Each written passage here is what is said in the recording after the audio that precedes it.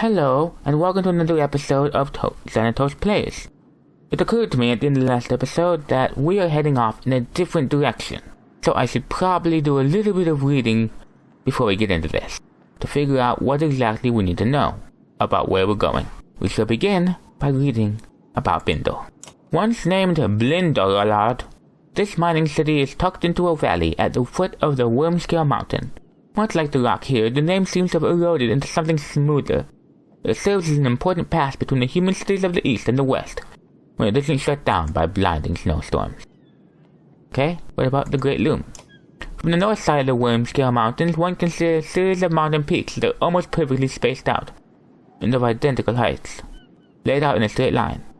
As the story goes, the Loom Mother herself raised these peaks while teaching mankind how to dread a loom, because she loomed the earth, I guess. The gods' streets of Thos.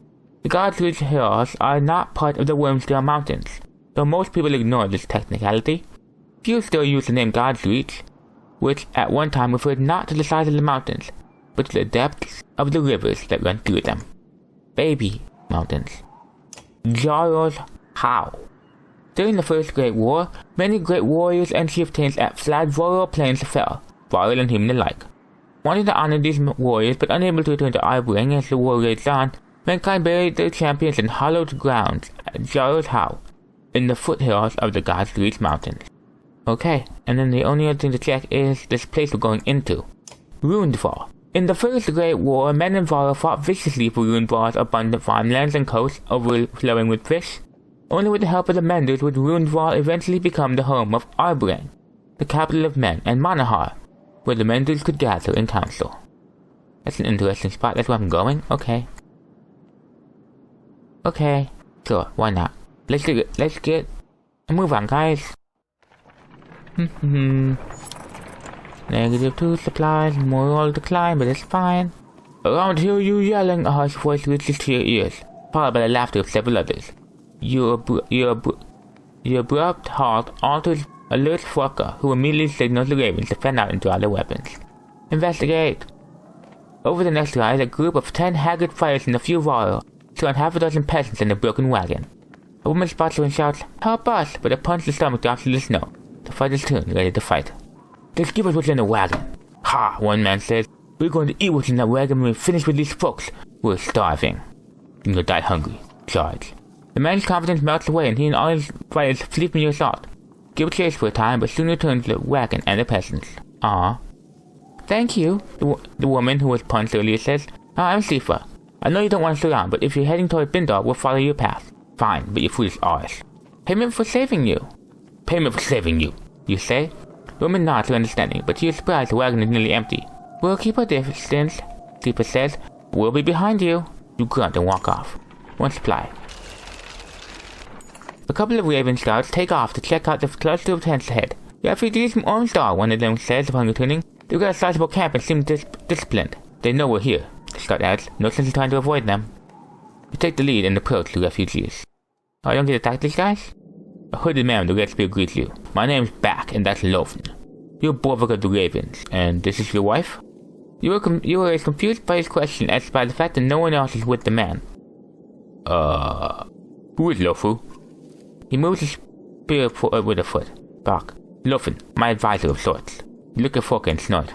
"You're the second spearman we've met who's more than a little touched." The man stares at Fakey, a dangerous look on his face. "If you finish having your laugh, I'll tell you why I'm come to you." "Fine, but make it quick." "I'm leading this large group of trained fighters and tradesmen from Ormstar. We're looking for a new home. We've done what it takes to survive out here, but they're starting to lose faith in me." "You want us to reinforce your control?" "No, I want you to take over. Lead us someplace we can live. Lofen and I weren't meant for keeping each other alive. What do I get in return?" "For one, we won't kill you." Bach smiles, but there is no humor in his eyes. "We'll share the food we've collected and fight alongside you, if there's need." He stops and comes first with his spear. "Spoiling you, Lofen is. We'll even spread the word of how great the Ravens are. We'll take you as far as Bindor." Bach kisses the metal of his spear and smiles. "You have my thanks." "Oh." Lofen thanks you as well. "These guys should be collecting me food, right?" "Nice to collect food." "The unyielding snowfall is proving too much for the humans who now vainly attempt to follow your large footsteps. In truth, the sky in your sun is lacking enough contrast to know where you're going." And it's cold. "Trees, over here!" Walker manages to stay motion with a spear. The foliage blocks him in the wind but does nothing for visibility. With no other options, you burrow into the snow, cloaked in your barefoot. And now we're... Oh, cool. Lightning. Someone pulling in the energy. Painful. Fuck, wake up, you darn bear! You're being robbed! You go and shake off the foot of snow covering you, the unclear dream still vivid in your mind. Bach uses his spirit loafing to point east. Those clansmen you saved! They killed your guards and are taking everything! Walker is by your side in seconds, followed by a spearman. You sprint along the snowy paths of the stolen supplies, straight into an ambush by the bandits who originally harassed the clansmen. Clipper turns and smokes. I wanted to be famous. Instead, I'm being dumbed. Fine. Stealing from the ravens? You must have a death wish. Wait. Okay.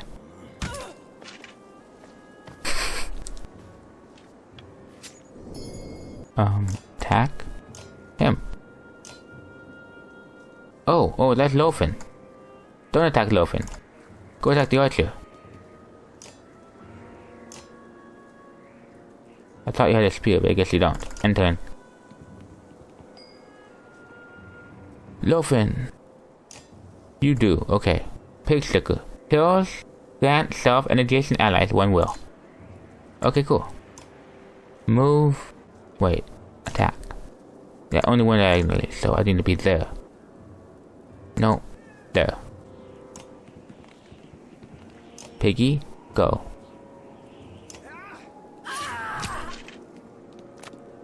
Oh man, I messed that up. Wait, why did you shoot her? Is she my friend? Is that Archie my friend? I'm kinda confused here. Oh, it's Lofen's turn. Lofen, kill him. Kill her. Go. Who's this over here? Oh, you're nobody.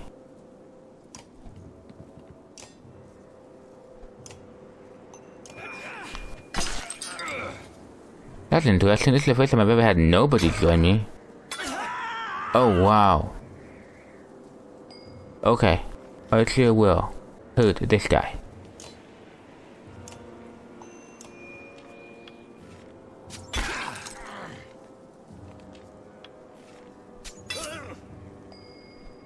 That guy's...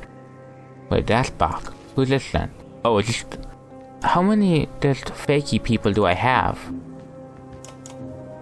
I think it's 3. I have 3 fakey people. You just shot my fakey archer, you jerk. Attack him. 4. 7 damage, go.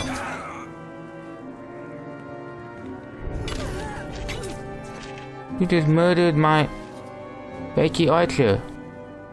Okay, fine. That's how you want to play it? That's how we'll play it.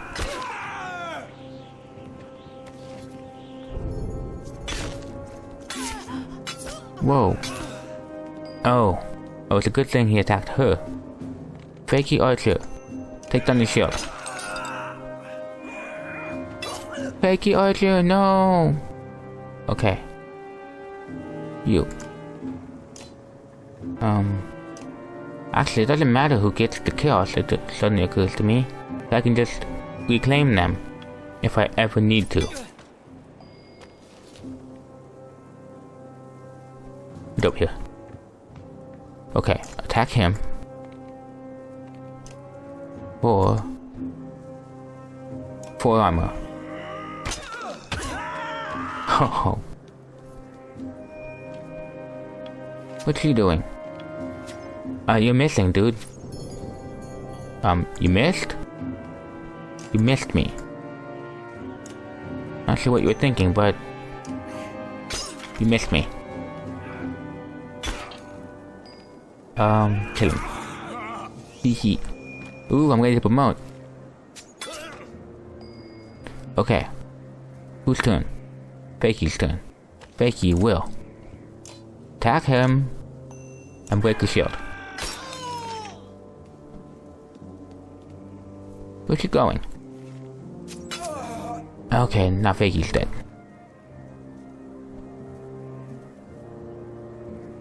Kill him. Why didn't you attack Fakey?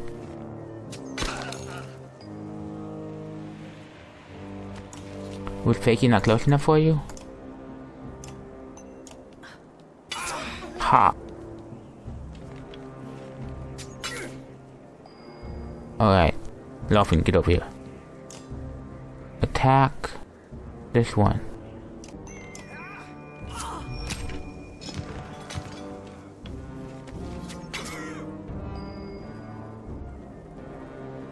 Alright. You know what? I'm just gonna shot. I'm gonna do this, hee. Wham! Wham! Just cause I can. Just cause I can. And they're all dead. And Bach is ready for promotion. Silly women. Silly women. Sleeper's wounds are great and she whimpers in the snow. You're not the fucker who dispatches the bandit also with haste. This is what you get. This is what Harbin folks get you. You roar. Grab all the supplies and bring them back home. Tell the ravens by hoisting a bell on his shoulder. Okay, so was there no possible way for me to get that sleepy lady on my side? Cause I had to give her a name and a unique sprite if I can't use her. You get back in there. You get back in there. You get back in there. Bach, you're awesome, but I already have 5 characters I'm using. He costs 15 to level up. And you cost how much? 13. Oh well, I'm giving it to him because he's awesome. Boom. And he's ready to level up again. I actually have an attack shield a lot, so let's make him really good at it. Oh, I'm gonna give him this. Cause then he will have 5 break and 3 break talents. And if his break talents, he will obliterate them. Yep, well, we annihilated that. These clansmen are not the ones who I robbed. They're other people. They're supposed to collect me food, right? Clansmen are supposed to collect me food somehow? It never really went into that because I didn't have any. I know the stealers aren't so good at spotting food. Ali Snellers. It's a good thing I spent some time with that trophy group fellow. Taught me what. Then he'll kill myself in those jagged bushes over there trying to get these. He steps aside to reveal a large basket full of mushrooms. You look at Foka, who shrugs. We need food, he says. Are you sure these are okay to eat? Sure, I'm sure. Been eating them all day, he says, taking a bite. Little bitter... Sure, I'm sure. Been eating them all day, he says, taking a bite. Little bitter is all, but nothing a squig of mead won't solve. He drinks, swallows, and slaps his belly. And take them with us. I'll trust Ollie. Ollie, don't disappoint me, man. He's gonna disappoint me. I mean, I always make the wrong choices, so trusting Ollie, bad idea. Ollie stumbles a bit while hoisting the basket up into the cut and grabs another mushroom for his effort. Others clap him on his back for their appreciation. The miners of Bindal are a rough crowd. Not a bad place to recruit new blades. We don't need new blades, we have a lot of blades. The old wanderer fights his way up next to you. Can't see a darn thing in this mess. Guess old Innes hasn't forgiven you yet after all. Shouldn't you have died already? Bug grunts. Soon enough, I reckon. Of course, these old bones won't be forming any mountains. Bramble was more like. He squints into the distance. There's bound to be more people in Ormstar trying to find a new home in Bindal. Bar says, crowded towns haven't been good for us. What's got you worried, old man? What's got you worried, old man? A bunch of ravens set loose upon a slew of scared men and women is what, Spy says. Won't take much to have the guards after us, if they listen at all. Then we'll just kill them and take everything, if we have to. He has a point, but there's little to be done about it. The idea of being around so many others in such a confined space makes you tense. You crave a long hunt and sleep in solitude. All these people are like giants are here. Be scared. The giants are coming. Be scared, y'all. All of these people are looking for food in the home. Yep, they are.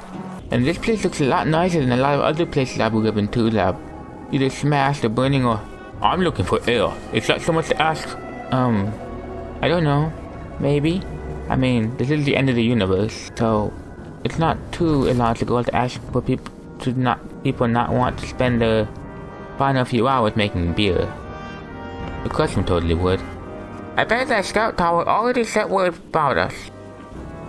Are we gonna have to fight? Oh, I love fights. Love forcing my way into everything. Also, maybe he's a little too nice, but...